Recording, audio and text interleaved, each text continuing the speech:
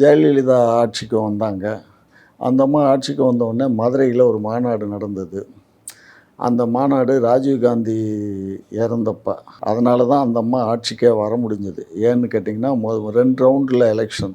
First ரவுண்டில் வந்து கலைஞர் ஃபுல்லாக ஜெயிச்சிட்டாரு. செகண்ட் ரவுண்டில் நடக்கிறதுக்கு முன்னாடி அங்க இருந்தா மாட்டி போட்டு நீங்க டப்புன்னு இல்லை நான் மாட்டி போனேன். அப்போ எல்லாம் வரல. அப்போ அதிமுக ஜெயிச்சிருச்சு. ஜெயிச்சு ஆட்சியெல்லாம் அமைச்சாச்சு. மதுரையில் நாங்கள் மாநாடு போட்டிருக்கோம், உலகத்தமிழ் மாநாடு.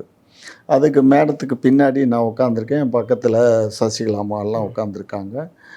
இந்த அம்மா பேசிக்கிட்டே வரும்போது, நான் ராஜீவ்காந்தியினுடைய இரத்தத்தினால் நான் வெற்றி பெறவில்லை. எங்களுடைய தலைவர், புரட்சி தலைவர், நானும் என்னுடைய முயற்சினால தான் நான் வெற்றி அடைந்தேன் விட்டாங்க அப்படின்னு சொன்னாங்க. பின்னாடி உட்காந்துருந்து உங்க பேரை விட்டுருக்காங்க. ஏன் பேரை விடுறது இல்லை, ராஜீவ்காந்தியினுடைய ரத்தத்தினால் நான் வெற்றி பெறவில்லைன்னு பேசுகிறாங்க. சரியா? அது எனக்கு ரொம்ப ஊண்டியாக இருந்துச்சு.